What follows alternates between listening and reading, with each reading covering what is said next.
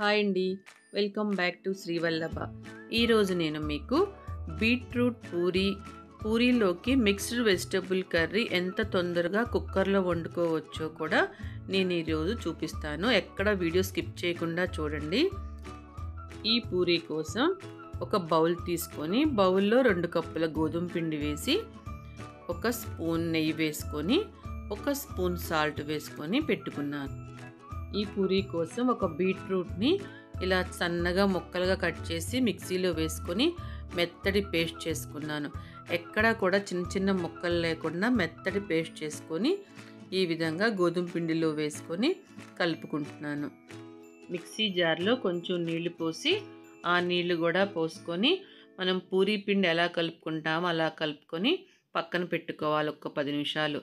ఈలోపు పూరీలోకి కూర రెడీ చేసుకుందాము.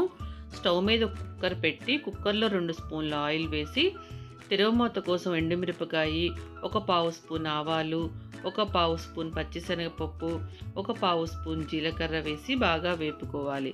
ఇవి వేగిన తర్వాత మనం ముందుగా కట్ చేసి పెట్టుకున్న 1 ఉల్లిపాయ ముక్కలు, కరివేపాకు వేసుకొని వేపుకోవాలి.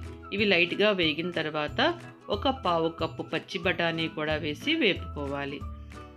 ఇవన్నీ వేగిన తర్వాత మనం ముందుగా కట్ చేసి పెట్టుకున్న 2 పొటాటో ముక్కలు, 1 క్యారెట్ ముక్కలు, చిన్న క్యాప్సికమ్ చిన్న చిన్న ముక్కలుగా వేసి 2 టొమాటోస్ చిన్న చిన్న ముక్కలుగా కట్ చేసి వేసుకొని బ్రొకోలీని చిన్న చిన్న ముక్కలుగా కట్ చేసి వేసుకోవాలి.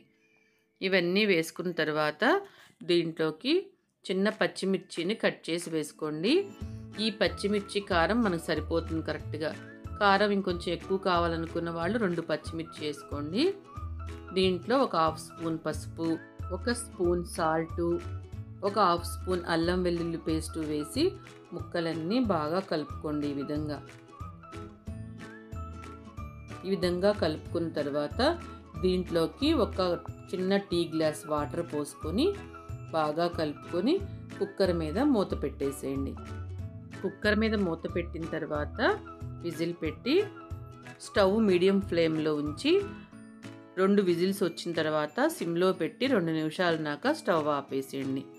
అది విజిల్ వచ్చేలోపు మనం ఈలోపు పూరీ రెడీ చేసుకున్నాము.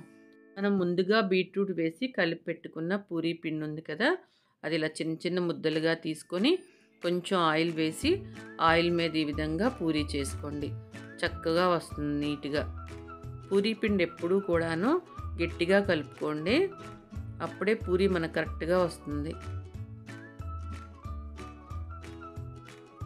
చూసారా పూరీ ఎంత కలర్ఫుల్గా ఎంత బాగుందో బీట్రూట్ వేయటం వల్ల.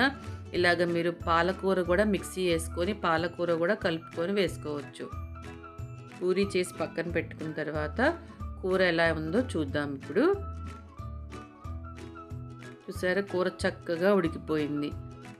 ఇప్పుడు దీంట్లో 1 స్పూన్ ధనియాల పౌడర్, ముందుగా కట్ చేసి పెట్టుకున్న కొత్తిమీర, 1 చిన్న కట్ట కొత్తిమీర సరిపోతుంది, వేసుకొని బాగా తిప్పుకొని 1-2 నిమిషాలు స్టవ్ మీద ఉంచుకోవాలి. చక్కగా చూసారు ఎంత బాగా ఉడికిందో. చివరిగా మీ దగ్గర స్ప్రింగ్ ఆనియన్స్ ఉంటే కనుక చిన్న చిన్న ముక్కలు కట్ చేసుకొని ఆ స్ప్రింగ్ ఆనియన్స్ ఫైనల్గా వేసేసి ఇలా ఒక్కసారి తిప్పి స్టవ్ ఆపేసేయండి. పూరీలోకి కూర రెడీ అయిపోతుంది. ఇప్పుడు మనం స్టవ్ మీద చక్కగా బాండీ పెట్టుకొని డీప్ ఫ్రైకి సరిపడా ఆయిల్ పోసుకొని దాంట్లో పూరీ వేయించుకుందాము. పూరీ వేసాక పైన ఇలా నొక్కి పైన కొంచెం ఆయిల్ పోస్తే పూరీ చక్కగా పొంగుతుంది. పూరీ ఇలా పొంగితే పిల్లలకి ఎంతో ఇష్టం కదా, అందుకని ఇలా చేసుకోండి చక్కగా. చూసారా పూరీ ఎంత కలర్ఫుల్గా బీట్రూట్ ఎంత బాగుందో. పిల్లలకి చక్కగా ఇలా కలర్ఫుల్గా పూరీలు వీకెండ్లో స్కూల్ హాలిడేస్ అప్పుడు ఇలా చేసిస్తే చక్కగా ఎంజాయ్ చేస్తా చక్కగా తింటారు పిల్లలు. ఇలా నెయ్యి వేసి చక్కగా కలిపి 10 నిమిషాలు ఈ పిండి నానబెట్టడం వల్ల పూరీలు ఎంత బాగా పొంగుతున్నాయో చూడండి. మీరు కూడా ఈ విధంగా ట్రై చేయండి.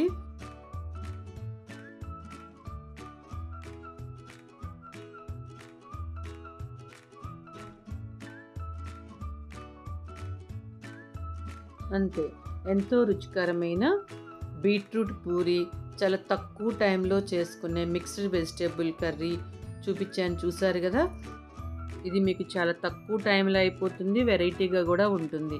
ఒకసారి మీరు కూడా ట్రై చేసి నా కింద కామెంట్ బాక్స్లో తెలపండి. ఈ వీడియో మీకు నచ్చినట్లయితే లైక్, షేర్, కామెంట్, సబ్స్క్రైబ్ చేసుకున్న వెంటనే పక్కనే ఉన్న బెల్ ఐకాన్ నొక్కడం మర్చిపోవద్దు. బెల్ ఐకాన్ నొక్కడం వల్ల నా వీడియోస్ అన్నీ మీరు చూడగలుగుతారు. Okay, bye, thank you.